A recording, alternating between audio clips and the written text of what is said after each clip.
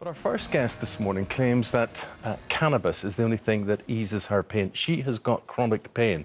Following a stroke 8 years ago, Barton developed the condition, and many of you will identify with this, fibromyalgia. Very, very difficult to diagnose, awfully painful and what's the word I'm looking for? Debilitating was the word I was looking for. No, but it is. Carly, you then say that you turned to cannabis because they prescribed you lots and lots of painkillers and they didn't really do the trick for you, yeah? That's right, yeah, that's right. So were you... Because we know the law changed last year, that it's now legally available... It is, yeah. ...on the NHS. So how easy was it for you to get a prescription? It was relatively easy for me to get a private prescription. Oh, privately? Yeah. So private prescription I got in November following the law change. And that cost me a lot of money. Like how much? It cost me £1,400 per month. For a month's worth? For a month's worth of medicine. Yeah. Well, wait to hear what Carly did. Carly then decided on a bit of DIY. She decided to grow her own cannabis. You went to the police. What did you say to them? Well, this was following, after my private prescription, actually what happened then was I was given an NHS prescription, the first one in the UK, which was brilliant news. It went through 2 board meetings only to be blocked at the final hour by the medical governance group who, through no fault of their own, need to tick a box that to say that the medicine that they are going to fund is a tested medicine. Right. And there hasn't been... Let me just interject here. Yeah. Here is the confusion, and this is no more... I have this constant condemnation and cynicism towards politicians. So a year ago, you get Savage Javid, you get a little lad from Northern Ireland called Billy Caldwell. Yes. And his mum, and there's another lad called Alfie Dingley. And the idea is their parents, they crusaded to have this cannabis oil because basically this is the only thing that stopped their epileptic seizures and took the pain away. And the Home Secretary says, hey, OK, I give in to this, is all right. This is cool, this is OK to have this. Yeah. This is all talk, yes. No action. Yes. No, none of those children have access at the moment, unless there's a couple with private prescriptions, but the majority of them are still in the same situation where they're seizing every day. I speak to those parents a lot. And the other 1.1 million people in the country who suffer some kind of condition with which cannabis is really successfully treating, like mine, are still in that same situation whereby they are criminalised.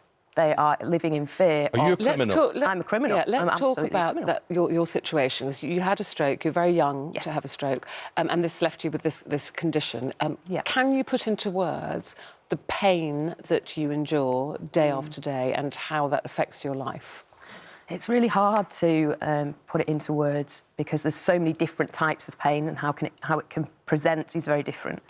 But it can often feel burning. It feels like a lot of my constant pain, it feels like, if you can imagine being very aware of all of your bones, and instead of bones, they're hot pokers.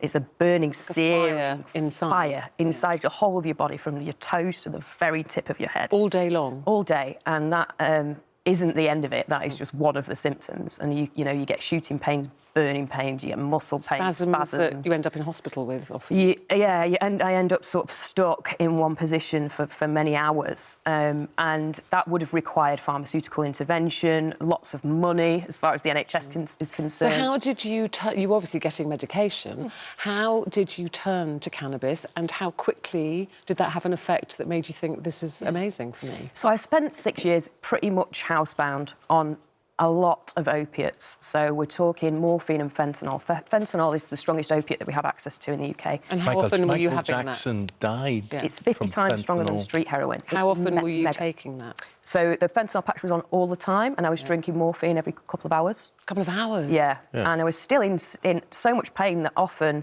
my neighbour would complain about them hearing me scream through the walls at night. So does cannabis deal with your pain in a different way, or is it just stronger? Yes. So opiates try and mask pain as they're a central nervous system depressant. So it's trying to push down my central nervous system to stop those things from happening. In fact, all of the drugs were. But cannabis is very different because we all have you both have an endocannabinoid system in which you have receptors all around your body. And those receptors do amazing things. And basically what they do is they promote homeostasis, which is a fantastic thing. What does that mean? So that means that anything that's slightly out of whack in your body, homeostasis just means to bring those things back. To balance. To balance, which is why it's so great for so many different types of conditions. And with me, the cannabis goes straight to those receptor sites in my brain and calms down the pain so that it doesn't start kicking off. And does it do that? So the first time I think you smoked it? Yes, initially, yes. How quickly did that work? Immediately. Within 5 minutes, I went upstairs, and I always get a bit upset when I talk about this, but I'll try not to. Because my other half, you know, we'd been through a lot, and she said, "Are you okay?" And I said, "I think so, but I feel like different, something's missing." And I felt like, and I always describe it as, you know, when you lose your phone and you start having that panic, like something's missing, that feeling. I couldn't work out what it was, and then I realised that I was in no pain, and I could not get to grips with that at all. So then did you start buying cannabis from dealers? Yes. So you were committing an illegal act. How did that make you feel? It wasn't great. I mean, I have trusted people now, but at first I was going out on 2 walking sticks in the middle of the night to dark car parks and, you know, and putting myself at risk of harm, but also with unsafe products. Street cannabis has been tested to have contaminants such as paracetamol, heroin, all kinds of fentanyl in recent studies. And at the moment, we're failing those patients because we're putting them in a situation whereby that is their only option, is to go and put their lives at risk. But yet, when the public pressure and the embarrassment was applied to the Home Secretary, of course, he then pretended this was all OK, though the NHS say you cannot get cannabis-based medicine from your GP, and they say cannabis would only be given when it is believed to be in your best interest and when other treatments have not worked or were not suitable. This is expected would only apply to a very small number of people in England. Now, getting back to this situation where you do grow your own, you went round to the police station. I would love to have been a fly on the wall to hear what happened there. But basically, they didn't know what to do, and they sort of said to you, "Look, we can't promise we're not going to come and kick your door down." But they haven't yet. But you see, you have a proposal how this works, and before you're very condemning of Carly or whatever, if you are in acute chronic pain, you would do absolutely anything to relieve that. So you're proposing this amnesty, this Carly's Law. Explain that to people and see if you find this reasonable or not. So it's a project that looks to legitimise patients, because at the minute, when I'm talking to police, what they're saying is, we go into houses and we take the plants away because there's no way of us working out if this person is doing that for malicious intent, or if in other cases they would be able to access a private prescription, for example, if they could afford one. We can't really sit in a situation, and as a human being, I can't sit in a situation and watch people suffer every day under these laws and not do something about it. So my proposal is to allow patients to register their plants, but they would need to provide solid medical evidence of their condition. And that would come to us as an organisation. We'd then be able to register them on a register that would be... You'd be licensed. Yeah, in a very unofficial way. If you produce excess cannabis, what happens to that? Well, then it can be taken to the local police station to be disposed of.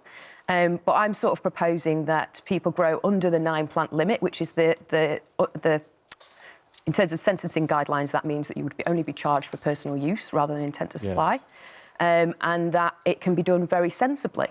And that patients are actually just at the moment, what we want is access to safe medicine, and we don't want to have to go to those black markets where it's high risk. I understand your frustration. I understand the law as well, and I understand your proposal to find a way round all of this. All I can do is to wish you every success in containing your pain, and that you live pain-free, and we're very, very sorry to hear what you are going through with fibromyalgia. Have you had to have cannabis today to get you here? Absolutely. I have to have cannabis to get myself going in the morning, so hopefully I don't... You don't look spaced out. No, I think that's the sort of preconceived notion, is that everyone's walking around stoned. But Carly, thank you very much indeed.